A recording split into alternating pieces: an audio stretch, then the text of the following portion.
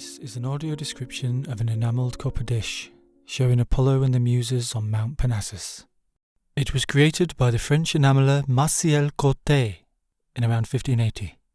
It is about 57 centimetres in length and 42 centimetres wide. Elliptical in form, the dish is shallow with bands of decoration round the edge and the image of Apollo and the Muses in the centre. The draftsmanship is delicate and assured. The colours are rich and subtle. Shades of blue extend from deep ultramarine to turquoise, and shades of brown, from dark chestnut through bronze to palest cream. Touches of white, flesh tones, and gold add brilliance. Mount Parnassus was considered sacred to the Olympian god Apollo and his companions, the 9 Muses. Apollo was associated with musical harmony, and the Muses were goddesses of creative inspiration and learning. The artist has chosen to show them playing various musical instruments, mostly omitting the traditional attributes that would help to identify each one. Apollo sits on the top mossy crag of the mountain. Behind him on the right is a tree on which hangs a shield with the coat of arms of the unidentified owner of the dish. Apollo is nude. A long brown velvet cloak touched with gold swathed over the top of his thighs, gold sandals on his feet.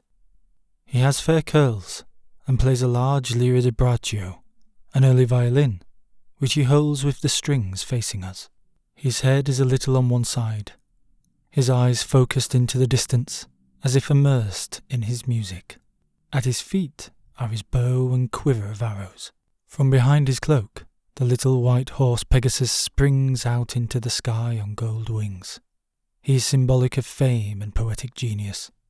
On either side of Apollo and Pegasus, a naked little cherub with a mass of gold curls dances on the air, each holding 2 gold laurel wreaths. The mountain descends in a series of rocky tiers, where moss, green grass, plump-leaved plants, and lower down long golden grasses grow. A deep blue stream ripples down on either side, meeting at the base, where they tumble over the shoulder of a nymph. She is nude, her hips swathed in a white cloth. She reclines in shallow water, leaning on an overturned earthenware urn from which water spills. Her hair is blue, mingling with the stream, and water spouts from her breasts. The nymph symbolises the Castilian spring, believed to be a source of poetic inspiration. Behind her, in letters of gold on a grey stone, are the artist's initials, MC. On either side of her, the 9 Muses play their instruments, 5 on the right, 4 on the left. They are clothed in a 16th century interpretation of antique Greek dress. Long flowing skirts and close-fitting bodices, made lustrous in places by the placing of silver foil below translucent enamel. Their hair is piled up in complex arrangements. They have straight, Grecian noses and arched brows, and their skin is pale and glowing. Close to us on the right, a tall, willowy muse perches on the rocky mountainside. She plays a lute, turning away from us but looking back over her shoulder with a direct gaze. Her long skirts are shimmering turquoise, and by her side, a lira di braccio leans against the rocks, with an open book of music beside it. Behind her, and seen half-length, 3 Muses gather round a protective organ. One of them, dressed in radiant blue, plays intently. Another looks down at her book as she sings. A third watches her fingers at the organ's keys, as if waiting for the exact moment to clash her cymbals. A 5th Muse, behind them, turns aside in profile and holds up a slim, gold staff.